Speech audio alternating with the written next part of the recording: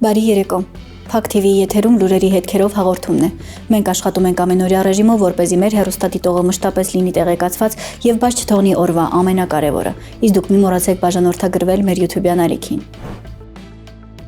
Եռաբլուր զինվորական պանթեոնում միջադեպ է տեղի ունեցել։ Նիկոլ Փաշինյանի առանձնատան խոհարարը հարձակվել է Արցախի հերոս Դավիթ Արուշանյանի ծեր մոր վրա, Լիդա Մայրիկի։ Լիդա Արուշանյանը պատմել է, որ իր որդու շիրիմից քիչ այն կողմ թաղված է Փաշինյանի խոհարարուհու որդին, Գոր Մելքոնյանը։ Տիկին Լիդան տեսնելով Փաշինյանի տան աշխատողին Եռաբլուրում մոտեցել է եւ ամոթանք տվել, թե ինչպես են աշխատում իր որդու մահվան պատճառ դարձած Փաշինյանի կառավարական տանը։ Երիտասարդ կինը գերեզմանի չորացած ծաղիկների փնջով հարձակվել է տարեց կնոջ Լիդա Մայրիկի վրա, հարվածել նրան, ապա բղավել։ Ին պաշտոնը բարձրացրել են։ Դե տրակվի։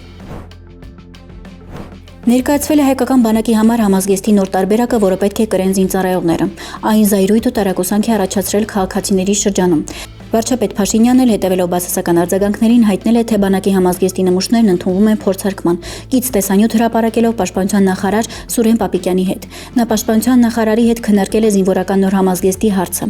Ես ճիշտ եմ չէ հասկանում, որ առնվազն դիզայնի էլեմենտները հատուկ արված է մեզ համար եւ մեր պատվերով, հետաքրքրվել է Փաշինյանը։ Այո, պարոն վարչապետ, կոչվում է հայկական կամուֆլյաժ, այն ամբողջությամբ մեր պատվերով է, մեր պայմանների համար նախատեսված, նշել է Պապիկյանը։ Տեսանյութը թողնում ենք առանց մեկնաբանության։ Նախատեսված է լեկալով հարմարեցված նախկինում այսպիսի ձևավորում չուներ, փակցվում էր կպչուն ժապավենով եւ տեղաշարժում էր, ներկայիս ապրանքատեսակում արդեն կիրառելի է հենց ծնկակալի մեջ միանգամից ծնկի եւ արմատակալը նույնպես նախկինում ժապավենով փակվում էր, ներկայիս լեկալի դեպքում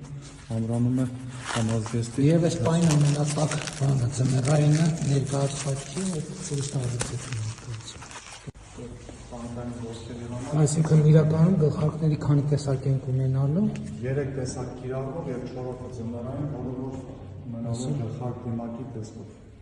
Կիրառելի է բազմաֆունկցիոնալ, համ որպես վսպատ է ծառայելու, համ որպես գլխարկ դիմակ, համ որպես Սպանություններ են տեղի ունեցել Շիրակի մարզում։ 911 զանգարած քաղաքացին հայտնել է, որ Շիրակի մարզի Գյումրի քաղաքի Կարեն Դեմիրճյան 37-ացիոն բնականի դուռը փակ է եւ հարազատները չեն արձագանքում։ Փրկարարական ծառայողները դուռը բացելուն պես հայտնաբերել են այդ հայցայում բնակվող ամուսինների դիերը։ Պարզվել է, որ 37-ամյա տղամարդը դանակահարել է հորը եւ մորը,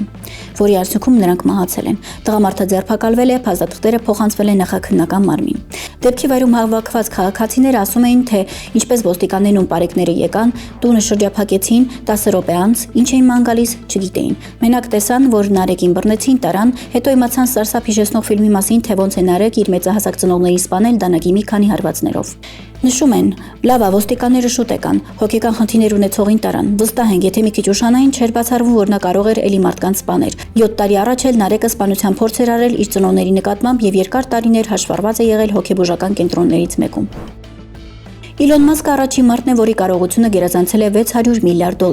Այդ մասին հաղորդել է Forbes հանդեսը։ Forbes-ի տվյալներով Մասկի կարողությունը, որին պատկանում է SpaceX-ի բաժնետոմսերի մոտավորապես 42%, աճել է հասնելով $677 միլիարդ։ Նախորդ ռեկորդը նույնպես պատկանում էր Մասկին։ Հոկտեմբերին նա դարձավ առաջին մարդը, որի կարողությունը գերազանցեց $500 միլիարդ։ Ադրբեջանն ու Հայաստանը մոտ են խաղաղության համաձայնագրի ստորագրմանը։ Նման հայտարարություն է արել Ռեջեփ Էրդողանը։ Ադրբեջանի հետ երկխոսություն վարելով մենք միաժամանակ առաջ ենք մղում Հայաստանի հետ հարաբերությունների կարգավորման գործընթացը։ Վստահեցրել է Թուրքիայի նախագահը, նշելով, որ հաջորդ տարվա սկզբից այս ուղղությամբ մի քանի խորհրդանշական քայլեր կձեռնարկվեն։ Ադրբեջանից էլ իրենց հերթին կրկին հայտարարել են, թե Հայաստանի սահմանադրությունը պետք է համապատասխանեցվի խաղաղության համաձայնագրին։ Այդ երկրի նախագահի ներկայացուցիչը նշել է, թե 2025 թվականը պատմականորեն նշանակալի հանգրվան է դարձել ոչ միայն Ադրբեջանի եւ Հայաստանի, այլև ամբողջ հարավային Կովկասի հարաբերությունների համար։ Մեր երկրները օգոստոսին նախաստորագրեցին խաղաղության համաձայնագրի նախագիծը։ Մենք հուսով ենք, որ այն կարող է ստորագրվել հաջորդ տարի։ 2 շաբաթ առաջ ՀՀԿ-ն ավարտեց Մինսկի խմբի եւ դրա հետ կապված կառույցների լուծարման գործընթացը։ Մինսկի խումբը 2020 թվականից ի վեր անգործունակ մարմին է։ Մեր նպատակն է ապահովել երկրների միջև կայուն խաղաղություն։ Դրան հասնելու համար Հայաստանի սահմանադրությունը պետք է համապատասխանեցվի նախաստորագրված խաղաղության համաձայնագրին։ Դրանից հետո համաձայնագիրը կարող է ստորագրվել եւ ավերածվել երկու կողմից, հայտարարել են Բաքվից։ Եվ վերջում օրվա տեսանյութ Բարսելոնա եւ Ֆրանսիայի հավաքականի պաշտպան Ժուլ Կունդեն երգում է մեծն շանսոնիե Շարլ Ազնավուրի երգը։ La cuisine, je range, je lave, je suis. À l'occasion, je vis aussi à la machine. Այսօրվա համար այսքանը։ Իսկ դուք շարունակեք մնալ Փակ TV-ի հետ լուրերի հետքերով եւ մի մոռացեք դառնալ մեր YouTube-յան ալիքի բաժանորդը օրվա ամենակարևորն ու բացառիկը բաց չթողնելու համար։